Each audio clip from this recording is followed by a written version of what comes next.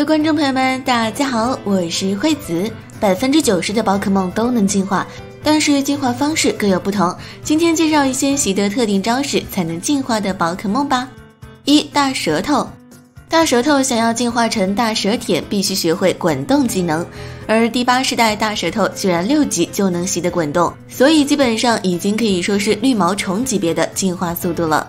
DP 97级中，小葵负责培养大舌头，但是却让他意外学会了滚动招式，使其进化成了大舌舔。这下小葵闯了祸，因为不是所有训练家都希望自己宝可梦进化的，比如小只的皮卡丘，万一被培育屋的老爷爷使用雷之石进化成了，估计宝可梦动画就完结了。之后因为小葵想要把大舌舔藏起来，闹出了一系列的事情，但是只是包不住火的。后来好在训练家觉得大舌舔也很棒，不仅没有责怪小葵，而且还很感谢。2. 藤蔓怪。藤蔓怪要学会原始之力才会进化成巨蔓藤，目前第8世代藤蔓怪要24级才能学会这一招。藤蔓怪是第1世代，但是巨蔓藤直到第4世代才引入，动画中并没有展现藤蔓怪进化成巨蔓藤这个过程。3. 摩尼尼。摩尼尼学会模仿后会进化，在除了嘎勒尔之外的地区会进化成超能妖精系的吸盘魔偶，而嘎勒尔地区的吸盘魔偶是超能冰系的，并且能够再次进化成塔冰人偶。第8世代摩尼尼在32级才能习得模仿。值得一提的是，动画中小次郎的摩尼尼是会模仿这个招式的，但是他并没有进化。4. 伊布。伊布想要进化成仙子伊布，条件有些苛刻。首先，他要习得任意的妖精系的招式，此外要友好度达到2颗星以上。而第8世代取消了这个设定，变成了亲密度进化，但是也有可能进化成太阳伊布。正常培育的话，伊布在15级能够自动学会妖精系招式圆筒，所以不需要刻意去遗传什么招式。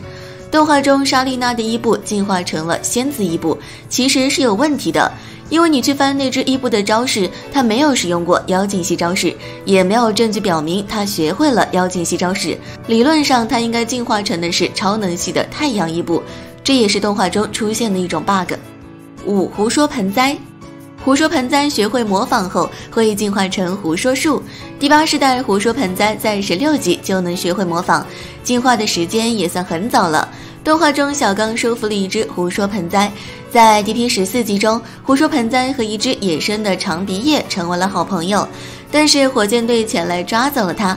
为了保护朋友，胡说盆栽进化成了胡说树，此时他也使用了模仿。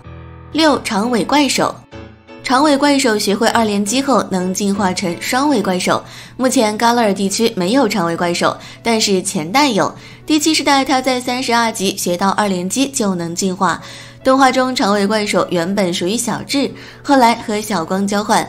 DP 59级他在遗迹中为了保护小光习得2连击，并且进化成双尾怪手。7. 养养马。养养马学会原始之力后就能进化成美卡养马，第8世代没有养养马，第7世代在33级能够习得。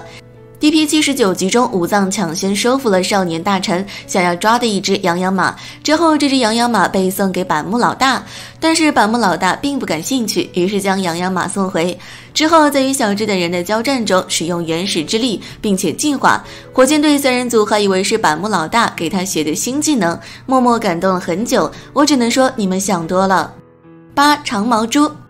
长毛猪学会原始之力后会进化成象牙猪，这里提一下，长毛猪只要进行招式回忆就能学到原始之力。